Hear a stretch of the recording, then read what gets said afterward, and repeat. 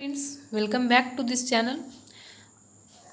आज हम इस वीडियो में डिस्कस करने वाले हैं निम्रा सुंडा की लिखी book competitive book for agriculture. ठीक है, ये बुक सारे एग्रीकल्चर एग्ज़ाम के लिए बहुत ही इम्पोर्टेंट है। ओके, तो हमने यूनिट 5 तक पिछले वीडियोस में डिस्कस कर लिया है। आज हम इस वीडियो में डिस्कस करने वाले हैं यूनिट 6, जिसमें कि पढ़ना है क्लासिकल जेनेटिक्स के बारे में।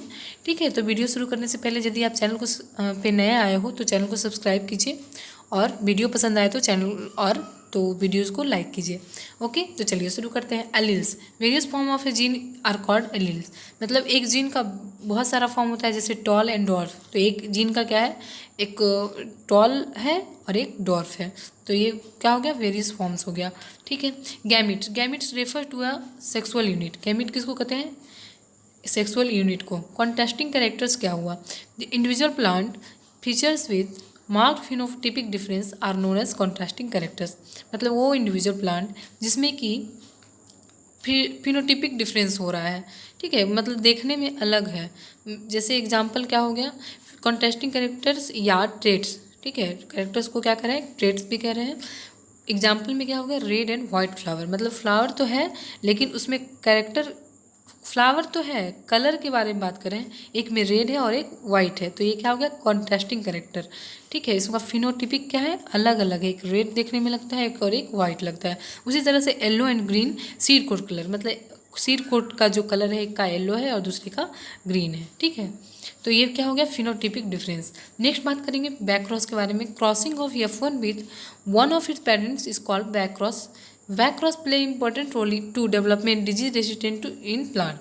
देखिए क्या होता है, नॉर्मल देखिए ई क्रॉस हो गया कैपिटल टी, यहाँ पे small T and small T. ठीक है, इसका F1 में क्या बनेगा, कैपिटल टी स्मॉल टी। तो ये क्या आ गया, F1। इसी में कह रहा है कि F1 क्या होता है, किसी एक पेरेंट से क्रॉस कर लेता है।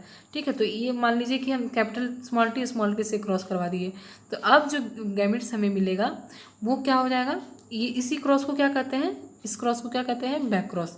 ठीक है, F1 के साथ किसी भी पेरेंट का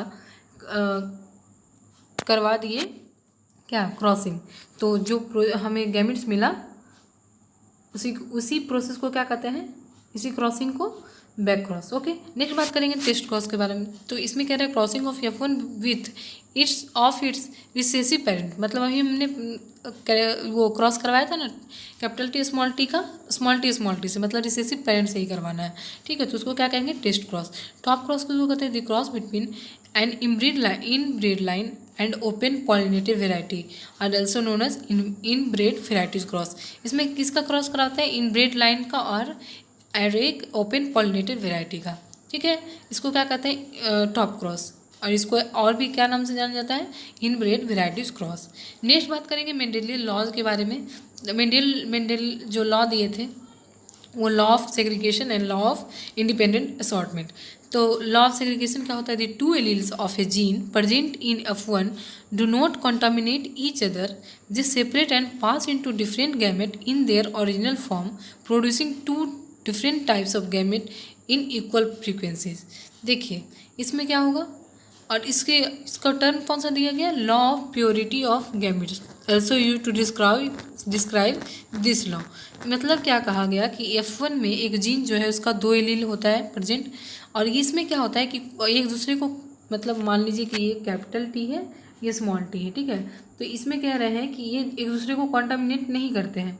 ठीक है, and this separate and pass into different gamete in their original form, producing different types of gamete in equal frequency.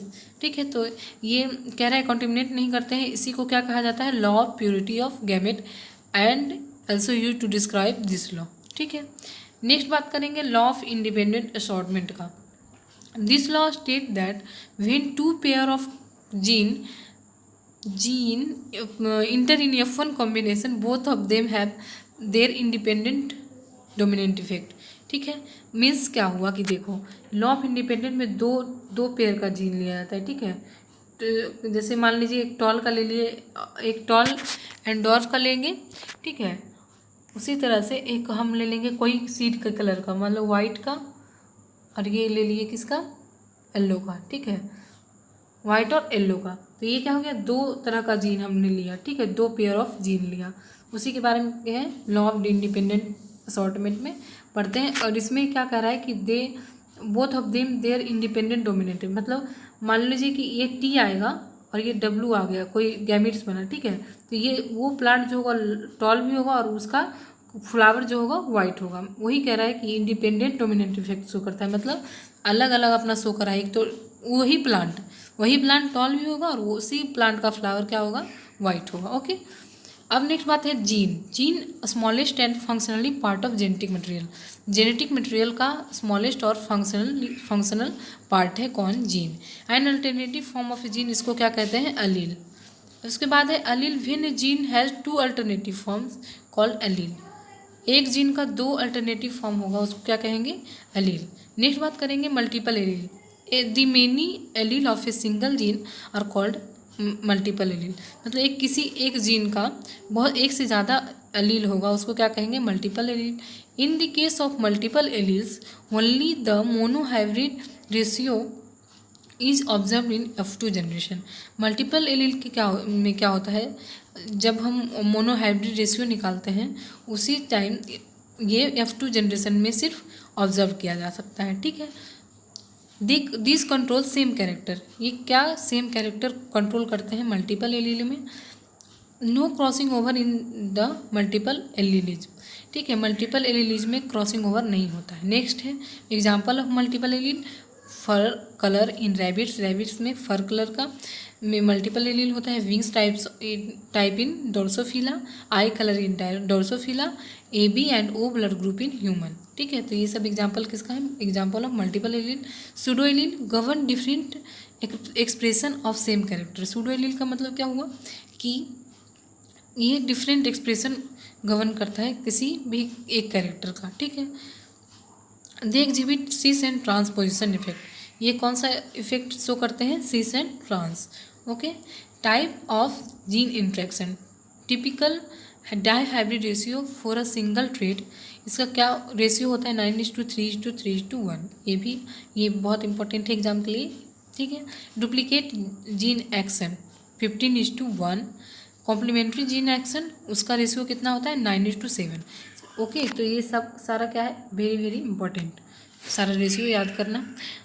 Supplementary gene action का 9:3:4, इनहिबिटरी जीन एक्शन का 13:3, मास्किंग जीन एक्शन का 12:3:1, पॉलीमेरिक जीन एक्शन का 9:6:1, additive gene action का 1:4:6:4:1। Antigen किसको कहते हैं, antigen is a molecule of immunogenic which specifically interact with an antibody. Antigen क्या होता है, एक इम्यूनोजेनिक का एक मॉलिक्यूल है जो कि एंटीबॉडी से इंट्रैक्ट करता है हमारे बॉडी में।